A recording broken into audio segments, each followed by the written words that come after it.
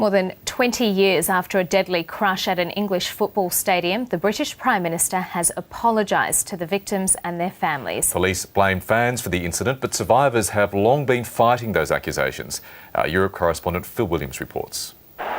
What should have been just another football match turned into an afternoon of disaster. 96 fans were crushed to death, hundreds left injured, after police opened a gate outside the ground and people rushed to see the game. The carnage was bad enough, but it was made worse when police tried to blame fans, implying they were drunk and abusive, responsible for the crush, a slur that was officially lifted in the Parliament today.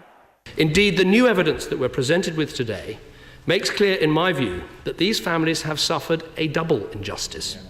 The injustice of the appalling events, the failure of the state to protect their loved ones, and the indefensible wait to get to the truth, and then the injustice of the denigration of the deceased, that they were somehow at fault for their own deaths.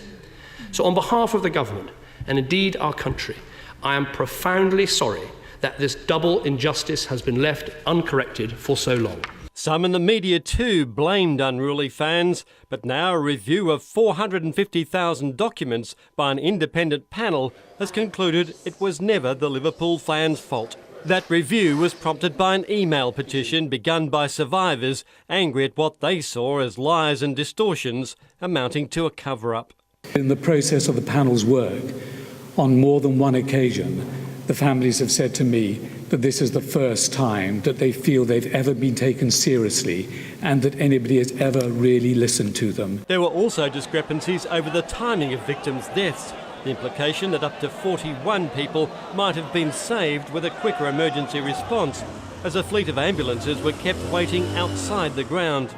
Even now, 23 years after the event, I would wish to profoundly apologise not only to the family of the 96, but also Liverpool fans in general. The report offers some comfort to the families of the victims, but it can't bring them back. What has been returned are the reputations and dignity of those who died.